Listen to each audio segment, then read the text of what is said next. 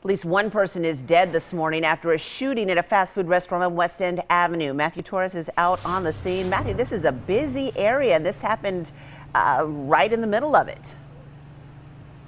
Jennifer, that is right, and it certainly still is a very busy scene, and no doubt it won't taper off any minute now. But nearly 4 hours later, now that it's getting brighter, if we can pan to my right, the body is still laying on the ground. The forensics team has put up barricades around the body. As you can tell, the Metro police officers are still there blocking the scene. The crime team scene tape still surrounds it. Now, we've learned that the second victim was sent to Vanderbilt in critical condition. So a total of 2 victims, 1 person was killed, another in critical condition. Now, this happened around 3:30 this morning. Police say a gunman walked inside the cookout restaurant located on West End Avenue and fired shots. Now, we don't know how many people were inside, but certainly a very brazen move since the restaurant closes around 4. And just like you said, Jennifer, there are hotels around here, so it was a busy area. Now, police said the altercation made its way outside. Now, one of the victims ran away for almost a block down to that 18th Avenue where you saw that scene earlier before being shot and killed. And so far, police have not released any of the names of the victims, and we have not been told exactly what the motive is and what may have sparked this shooting. But so far, we know that the suspect is still at large. So if anyone may have information, you are urged to call police. For now, we are reporting live in Midtown this morning. I'm Matthew Torres, News Channel 5 HD. Interstate 24 was shut down overnight just north of town after a wreck where the vehicle flipped over. You can see from this video taken from TDOT cameras, the accident caused quite a backup around 10:30 near the Briley Parkway exit of I-24. It was a 1-car wreck, and police say when other drivers stopped to help, the driver of the flipped car took off running into the woods nearby. The interstate is back open this morning. Police are searching for a hit-and-run driver this morning after a wreck that killed a man and sent a woman to the hospital. We first told you about the crash yesterday. It happened in the eastbound lanes of I-40 between Mount Juliet and Lebanon Friday night, just before 9 o'clock.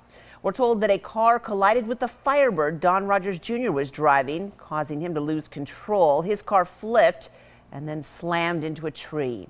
Yesterday, his family told us they just want to find the person responsible in this hit and run. I just don't understand how somebody could just not stop and just leave. I just don't understand. If you saw the crash and have any information that can help solve the case, call Tennessee Highway Patrol at 615-741-3181.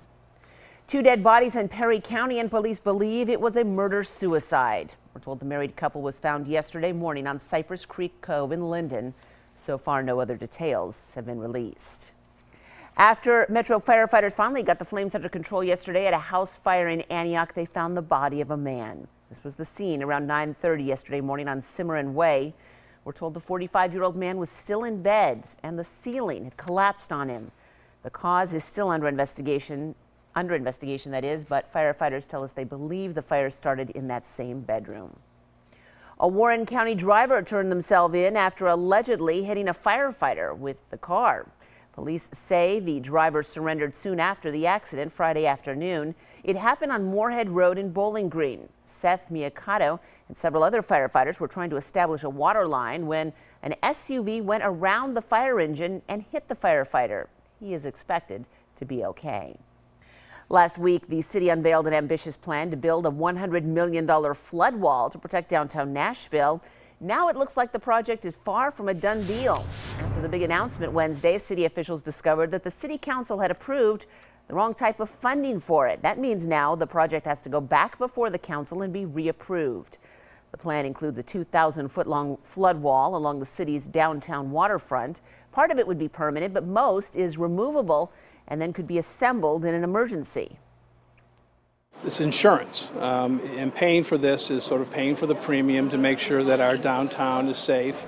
If the project is reapproved and gets the required funding, the timeline calls for construction to begin at the end of this summer. It should take 3 years then to complete. You may have had some trouble making phone calls yesterday. That's because we now, as of yesterday, have a new 10-digit dialing system here. It's because we were running out of numbers in the 615 area code, so a 629 area code is being introduced. That means now when you're in the 615 area code, you do have to dial 615 plus the number whenever you are making a call. The Adventure Science Center is known for bringing science to life, and last night was no exception. It was the museum's inaugural Scientias soiree. The fundraiser featured some really cool inventions like a digital graffiti can, 3D doodling pens, and 3D printers.